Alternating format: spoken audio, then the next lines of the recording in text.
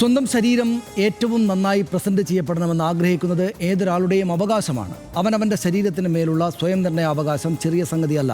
അത് തരുന്ന ആത്മവിശ്വാസം ചെറുതല്ല ആർക്കും. സാമ്പത്തികവും സാമൂഹികവുമായ സാഹചര്യങ്ങൾക്കനുസരിച്ച് മനുഷ്യർ തങ്ങളാലാകും വിധം അവരവരെ നന്നാക്കി വയ്ക്കാൻ ശ്രമിക്കും. ആ ലക്ഷ്യത്തിനായി പരിശ്രമിക്കും.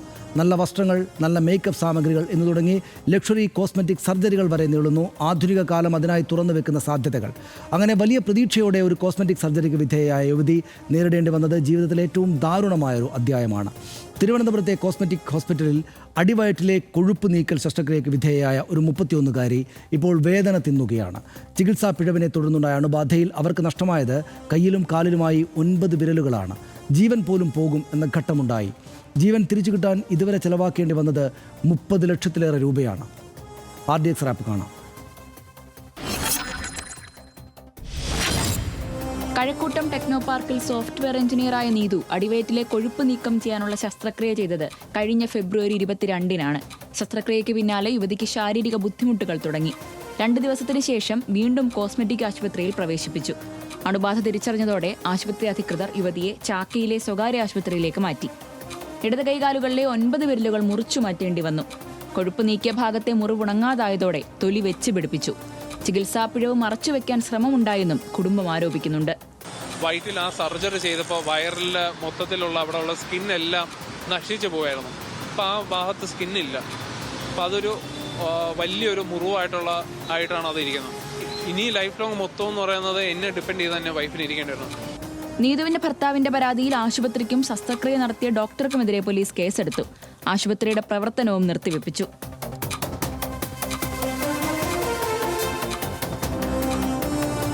RDX rap news Malayalam.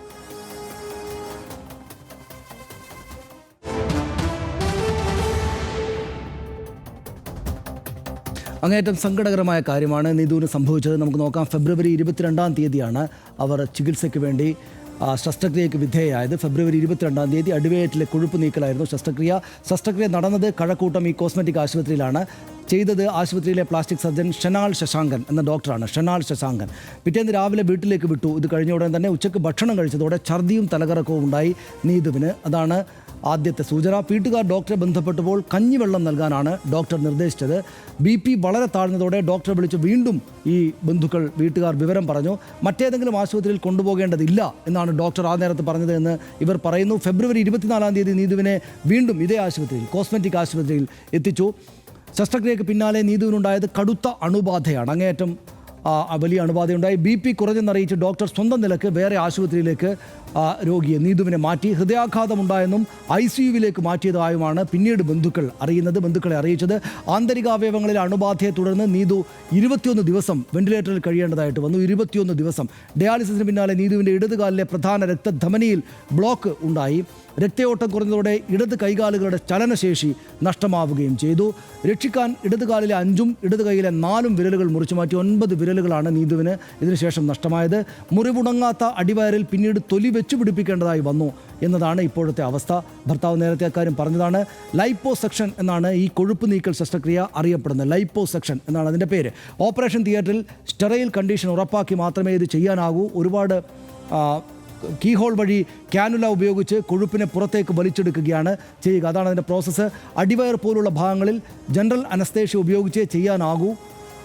ശസ്ത്രക്രിയാ രീതികൾ ഇങ്ങനെയൊക്കെയാണ്. അപകട സാധ്യത ഇങ്ങനെയൊക്കെയാണ്. മറ്റ് ആരോഗ്യ പ്രശ്നമുള്ളവർക്ക് അനസ്തേഷ്യ തന്നെ പ്രശ്നങ്ങൾ ഉണ്ടാക്കും. അതുകൊണ്ട് അതിലേക്ക് പോകരുതെന്ന് പറയും. കൊഴുപ്പ് ഉരുക്കാൻ നൽകുന്ന മരുന്നിൻ്റെ അളവ് കൂടുന്നത് രക്തം കട്ടയാക്കും. അതുവഴി മറ്റ് കോംപ്ലിക്കേഷൻസ് ഉണ്ടാകും. അണുബാധ വന്നാലും രക്തക്കുഴലുകൾക്കകത്ത് രക്തം കട്ടപിടിക്കുകയാണ് ചെയ്യുക. ലൈപ്പോസെക്ഷൻ ഉപകരണങ്ങളും രക്തം കട്ടപിടിക്കാൻ കാരണമാകാം എന്നതാണ് ഒരു അപകട സാധ്യത. നീതുവിനെ ഡോക്ടർ ധരിപ്പിച്ചിരുന്ന ഇതാണ്. സർജറി 1 മണിക്കൂറിനുള്ളിൽ പൂർത്തിയാകും. പിറ്റേ ദിവസം വീട്ടിൽ പോകാമെന്നാണ് ഡോക്ടർ നീതുവിനോട് പറഞ്ഞിരുന്നത്. ഒരാഴ്ച വിശ്രമത്തിന് ശേഷം പതിവ് പോലെ ജോലിക്ക് പോകാം എന്നതായിരുന്നു ഡോക്ടർ നീതുവിന് നൽകിയ വാഗ്ദാനം. സർജറിക്ക് പിന്നാലെ ഫാറ്റ് എംബോളിസം രക്തത്തിൽ അലിഞ്ഞു ചേർന്നു. ഉടൻ തന്നെ ചികിത്സ കിട്ടാതിരുന്നത് അണുബാധയ്ക്ക് കാരണമായി. ഇങ്ങനെയൊക്കെയാണ് അപകടാവസ്ഥ കൂടിയത്. ഇടതുഭാഗത്തെ രക്തധമനിയിൽ ബ്ലോക്ക്, ആന്തരിക അവയവങ്ങളെ ഇത് ബാധിക്കുകയും ചെയ്തു. ഇതാണ് BP കുറയുന്നതടക്കമുള്ള ആദ്യ ലക്ഷണങ്ങളിലേക്ക് നീതുവിനെ നയിച്ചത്. ചികിത്സാ പിഴവ് ഡോക്ടർ മറക്കാൻ ശ്രമം നടന്നുവെന്നാണ് കുടുംബം ആരോപിക്കുന്നത്. ഡോക്ടർ അക്കാര്യം മറച്ചുവെച്ചുവെന്ന്. ഡോക്ടറുടെ തീരുമാനത്തിൽ ആശുപത്രി മാറ്റിയതിൽ ദുരൂഹതയുണ്ടെന്നും ആരോപണമുണ്ട്. ഡോക്ടർ സ്വന്തം നിലക്ക് തീരുമാനിക്കുകയായിരുന്നു ചെയ്തത്. കോസ്മെറ്റിക് സർജറികൾക്ക് വിധേയരാകും മുമ്പ് പ്രധാനമായും ശ്രദ്ധിക്കേണ്ടത് എന്താണ്? ഈ രംഗത്തെ വിദഗ്ധനായ plastic surgeon doctor MS Jayashekhar പറയുന്നത് കൂടി പെട്ടെന്ന് കേട്ടുവരാം. ബ്യൂട്ടി പാർലറിൽ പോകുന്ന ലാഭത്തോടുകൂടി നമുക്കിതിനെ എടുക്കാൻ പറ്റില്ല. ഇപ്പോൾ ബ്യൂട്ടി പാർലറിൽ ചെന്ന് ഫേഷ്യൽ ചെയ്തിട്ട് അല്ലെങ്കിൽ പെഡിക്യൂർ ആയിട്ട് ഇറങ്ങി വരുന്ന പോലെ നമ്മളിതിനെ ചിന്തിക്കാൻ പാടില്ല. ഒരു സർജറിയാണ്. അത് സർജറി നമുക്ക് വേണോ വേണ്ടേ എന്നുള്ളത് അത് എൻ്റെ ആൾ തന്നെയാണ് തീരുമാനിക്കേണ്ടത്. ഇതെനിക്ക് ആവശ്യമുണ്ടോ, ഇതുകൊണ്ട് ഇതിൻ്റെ ആവശ്യകത എനിക്കുണ്ടോ എന്ന് ആദ്യം അവർ ചിന്തിക്കണം. ചിന്തിച്ച് കഴിഞ്ഞിട്ട് അവരുടെ ആരോഗ്യസ്ഥിതി അവർ തന്നെ വിലയിരുത്തണം. ഫ്രീൽസും പരസ്യങ്ങളും ഒക്കെ ഭ്രമിപ്പിക്കുന്ന കാര്യങ്ങളാണ്. അത് ചാടി വീണ് അത് കണ്ടിട്ട് നമ്മൾ ഉടനെ അതിനു വേണ്ടി പുറപ്പെടരുത്. നമ്മൾ ഈ ചെയ്യുന്ന ഡോക്ടേഴ്സിനെ പറ്റി ഒരു റിസർച്ച് ചെയ്യുക. അവർക്ക് എന്തുമാത്രം എക്സ്പീരിയൻസ് ഉണ്ട്, അവരുടെ ഒരു ഡോക്ടേഴ്സിൻ്റെ ട്രാക്ക് റെക്കോർഡൊക്കെ നോക്കുക, എല്ലാം വിലയിരുത്തുക. പക്ഷേ ഇത് അങ്ങനെ സങ്കടകരമാണ് നീതുവിൻ്റെയും കുടുംബത്തിൻ്റെയും കാര്യം. ഇതിപ്പോൾ ഡോക്ടർ പറഞ്ഞതുപോലെ കാര്യങ്ങളെല്ലാം കൺസൾട്ട് ചെയ്തതിന് ശേഷം തന്നെയായിരിക്കുമല്ലോ സ്വാഭാവികമായിട്ടും ഒരു ചെറുപ്പക്കാരി ഈ പരിശോധനയ്ക്ക് വേണ്ടി പോയിട്ടുണ്ടാവുക. അപ്പോൾ അത് ചെയ്യാൻ തീരുമാനിച്ചു, ചെയ്ത് ഇത്രക്ക് ദുരന്തമായിട്ട് മാറുകയും ചെയ്തു. നമ്മൾ ഏത് നിലക്ക് അതിനെ കാണേണ്ടത്? അല്ല, ഇതിൽ ഒന്ന് മലയാളി ലോകത്തിൻ്റെ മാറ്റത്തിനനുസരിച്ച് വളരെ വേഗത്തിൽ മലയാളി മാറുന്നുണ്ട്. എല്ലാ ചികിത്സാ സംവിധാനങ്ങളും കേരളത്തിൽ ഇന്ത്യയിലെ മറ്റേതെങ്കിലും ഒരു ഭാഗത്തുള്ളതിനേക്കാൾ മികച്ച ചികിത്സാ സംവിധാനങ്ങൾ ഇവിടെയുണ്ട്. അതിനനുസരിച്ച് തന്നെ ഇന്ത്യയുടെ മലയാളിയുടെ ഒരു ജീവിത നിലവാരം വർദ്ധിക്കുന്നതിനനുസരിച്ച് ഇവിടെ ഇത്തരം ക്ലിനിക്കുകൾ, അതായത് സൗന്ദര്യവർദ്ധക ക്ലിനിക്കുകൾ എന്നത് ഒരുപക്ഷെ ഇന്ത്യയുടെ മറ്റേതെങ്കിലും ഒരു ഭാഗത്ത് ചെന്നാൽ നമ്മൾ കാണുന്നതിനേക്കാൾ കൂടുതൽ ഇപ്പോൾ കേരളത്തിൽ ഉണ്ടായിട്ടുണ്ട്. ഇപ്പം മുടി മാറ്റി വയ്ക്കാനുള്ള സർജറി നടത്തുന്ന സ്ഥാപനങ്ങളുണ്ട്, ലിപ്പോസെക്ഷൻ ചെയ്യാനുള്ള സ്ഥാപനങ്ങളുണ്ട്. ഇതുമായി ബന്ധപ്പെട്ടുള്ള പല ചികിത്സകൾ, സൗന്ദര്യവർദ്ധക ചികിത്സകൾ ചെയ്യുന്ന സ്ഥാപനങ്ങളുണ്ട്. ഇതൊക്കെ ഇതിൻ്റെ ഒരു പ്രധാനപ്പെട്ട പ്രശ്നം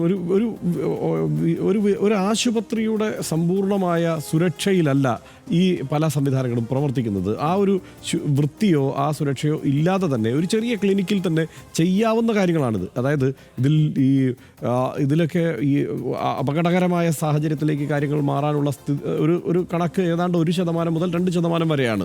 അപ്പോൾ അതുകൊണ്ട് തന്നെ താരതമ്യേന ഇത് ഈ ഒരു ക്ലിനിക്കിൽ തന്നെ ചെയ്തു പോകാവുന്നതാണ് എന്നുള്ള തോന്നലുള്ളത് കൊണ്ട് എല്ലായിടത്തും ഇത്തരം ക്ലിനിക്കുകൾ ഇപ്പോൾ ഉണ്ടായിട്ടുണ്ട്. അതുമാത്രമല്ല, സോഷ്യൽ മീഡിയയിലൂടെയുള്ള വളരെ സജീവമായുള്ള പരസ്യങ്ങളും എല്ലാം വരും. അപ്പോൾ സ്വാഭാവികമായിട്ടും ആളുകൾക്ക് തനിഷ് നേരത്തെ തുടക്കത്തിൽ പറഞ്ഞതുപോലെ ഓരോരുത്തരുടെ അവകാശമാണ് അവനവൻ്റെ ശരീരത്തെ ഏത് നിലയ്ക്ക് സൂക്ഷിക്കണം, ഞാൻ എങ്ങനെ എന്നെ ആളുകൾ കാണണമെന്ന് എനിക്കാണല്ലോ തീരുമാനിക്കാനുള്ള അവകാശം. സ്വാഭാവികമായും ആ അവകാശമുള്ളത് കൊണ്ടും തരക്കേടില്ലാത്ത സാമ്പത്തിക സ്ഥിതി ഉള്ളവർ ആ നിലയ്ക്കുള്ള ചികിത്സാ രീതികളിലേക്കൊക്കെ കടക്കുന്നു എന്നുള്ളതാണ് വാസ്തവം. അപ്പോൾ അതിലേറ്റവും ശ്രദ്ധിക്കേണ്ടത് നേരത്തെ ഡോക്ടർ പറഞ്ഞ കാര്യം തന്നെയാണ്. ഏറ്റവും സുരക്ഷിതമായ, ഏറ്റവും കൃത്യമായി ട്രാക്ക് റെക്കോർഡുള്ള ഒരു ഡോക്ടറെ തന്നെ സമീപിച്ച് മാത്രം വേണം ഇത്തരം കാര്യങ്ങൾ ചെയ്യാൻ. ഇപ്പോൾ ഈ കുട്ടിക്ക് ഉണ്ടായിരിക്കുന്ന ഒരു പ്രശ്നമുണ്ടല്ലോ, ഈ ഫാറ്റ് എംബോളിസം എന്ന് പറയുന്ന പ്രശ്നം, അത് 0.1% മാത്രമേ ഇത്തരം സർജറികളിൽ ഉണ്ടാവാറുള്ളൂ. അപ്പോൾ അത് ഇവിടെ സംഭവിച്ചിരിക്കുന്നു എന്നുള്ളതാണ്. അതിനൊപ്പം തന്നെ പറയുന്ന ഒരു കാര്യം, ഗുരുതരമായ അണുബാധ ഉണ്ടായി എന്ന്. ഈ കൊഴുപ്പ് രക്തപ്രവാഹത്തിൽ ഇങ്ങനെ പ്രവേശിച്ചിട്ട് ശ്വാസകോശത്തിലോ മറ്റു സ്ഥലങ്ങളിലേക്കോ ഒക്കെ ചെന്ന് ഡെപ്പോസിറ്റ് ആവുക, തലച്ചോറിലേക്ക് എത്തുക, ഇങ്ങനെയൊക്കെയുള്ള കാര്യങ്ങൾ സംഭവിക്കുന്നത്. അത് ഈ അപകടങ്ങളുടെ തുടർച്ചയിൽ ഇതിന് സമാനമായ സാഹചര്യങ്ങളൊക്കെ ആളുകൾക്ക് സംഭവിക്കാറുണ്ടല്ലോ. അതുപോലെ തന്നെ ഇതും.